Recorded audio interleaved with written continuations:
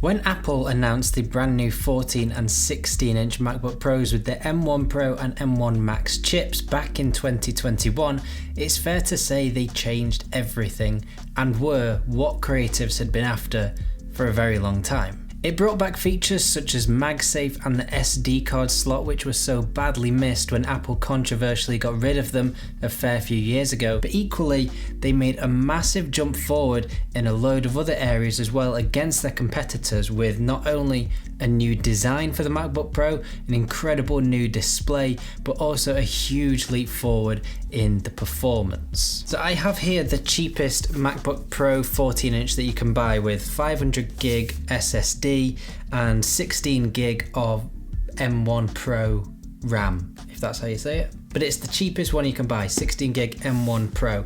And it sounds ridiculous to say that this laptop has changed my life, but it really has. When I bought this 14-inch MacBook Pro just over a year ago, I made a few YouTube videos here and there. I didn't really take it any more seriously than that, even though I wanted to. Since buying this MacBook Pro, it has enabled me to do that and grow my YouTube channel because it helps me to make videos quicker and to make better videos. But equally, it has helped me to become a full-time content creator as a job. But 1 year later, are these MacBook Pros actually still worth it? Or was it all just for the hype? Starting with the design, when it was first released just over a year ago, I think this MacBook Pro split opinion quite a lot, mainly because it is thicker than previous MacBook Pros, but it also weighs a little bit more than previous MacBooks as well. But honestly, I think this is one of the best MacBook Pros design-wise that there has been in a very long time. It looks modern, it feels solid, and I think it'll still look and feel that way in 5 or 6 years' time. It is that good of a design. Even though it just looks simple, it just looks sleek. I really like it.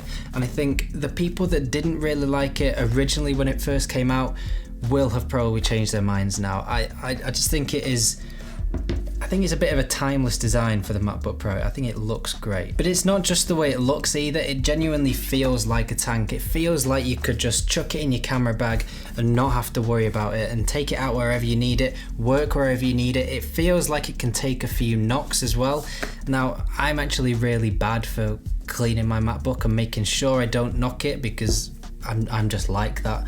But I do genuinely feel like if you dropped it from a little bit of a height, it got a few dents or a few knocks, it's not going to harm it in any way. You might get a few scratches on it, but it's still going to function like it should, and it will do for a very long time. On that note as well, actually, I did genuinely spill almost a whole mug of tea on this. As it was open, I spilt it on the keyboard, and there's tea all over the keyboard, and I had it sat like that pretty much for a whole day, just letting it drain out.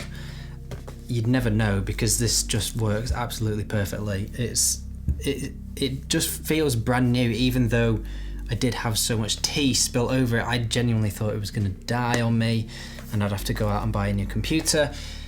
You'd never know. Ports didn't work for sort of a couple of days, but then they miraculously just kicked back into life after a little while, and you'd never know now. As I mentioned before, I have the base model of the 14-inch MacBook Pro here, so just 500GB SSD and the 16GB M1 Pro chip. And it's fair to say that even though this is the base model, the cheapest one you can buy, you'd never know because it just breezes through absolutely everything. I have absolutely hammered this laptop in the year that I've had it in ways that I haven't used computers before, because now I do a lot more video editing on it with some pretty hefty 4K 10-bit footage from Sony a7S III, Canon R6. I use now the Panasonic Lumix S5 filming in 4K 10-bit. This just absolutely breezes through all of it, and it hasn't stuttered on me once. I tell a lie, it stuttered on me once in Final Cut Pro, but that was my fault just because I let things build up way too much and I wasn't letting it render out. It is an absolute beast when it comes to video editing. It also goes to show just how impressive Apple's new chips are for the MacBooks, whether it's M1, M1 Pro, Max, M2 now. Just goes to show how good they really are. And 16GB RAM now inside an M1 Pro chip is not the same as 16 gig RAM was with an Intel chip back in those older MacBook Pros. This is way more powerful than that same spec Intel 16 gig RAM. Does that make sense? The 16 gig M1 Pro is way more powerful than the 16 gig Intel RAM. It is non-comparable. Final Cut Pro, as I mentioned, just breezes through absolutely everything, and when you're scrubbing through the timeline, it is so smooth. It doesn't stutter at all. If it does, you just let it render for 5-10 seconds and it catches straight back up with itself.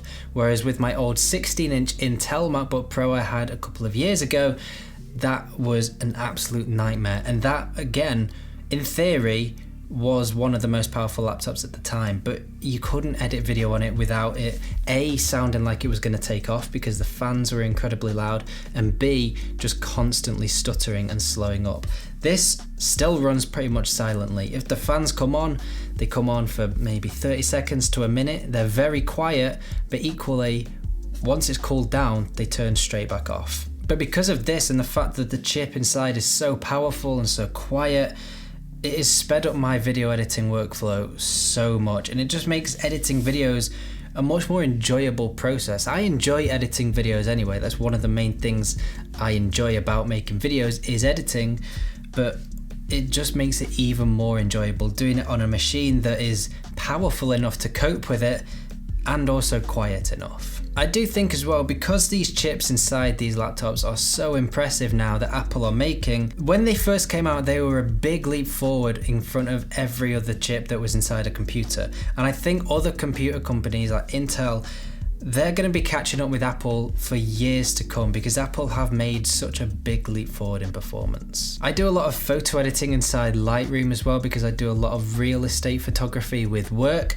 and this, again, working inside Lightroom and Adobe just breezes through it. I will say though that Lightroom and the Adobe suite in general does use a lot more memory than using Apple specific apps like Final Cut Pro, because Final Cut Pro runs a lot smoother than Adobe Lightroom does, for example. But even Lightroom and all the Adobe things, they just work incredibly well. Now the SD card slot and MagSafe are two features that we shouldn't ever have to talk about because they should never have gone anywhere on those older MacBooks when Apple did decide to weirdly get rid of them. But the fact that they are back now is amazing, and I still love it now even a year later. MagSafe, just because when you're charging you get one of your USB-C ports back because it's not taken up from charging your device. So you have an extra slot to plug in an external drive or an external monitor or some audio capture device.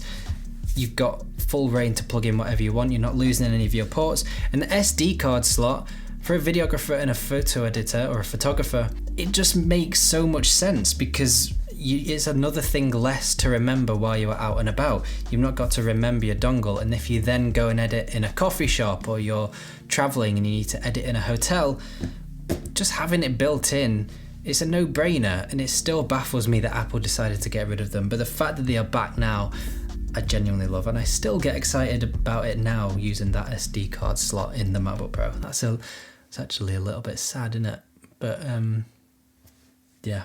The ProMotion 120Hz display is great. Don't think the 120Hz refresh rate is as noticeable on the MacBook as it is on things like the iPhone, but it's still great to have, and if you need to, you can fix in your own refresh rate if you're editing video, for example. But having the 120Hz is great. It does look really good. What is most noticeable about the display though is the Liquid Retina XDR.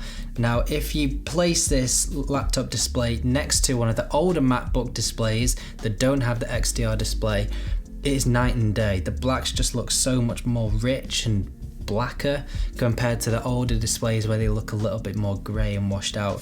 The display on this is absolutely incredible. I love it. I think that is one of my favourite things about this laptop.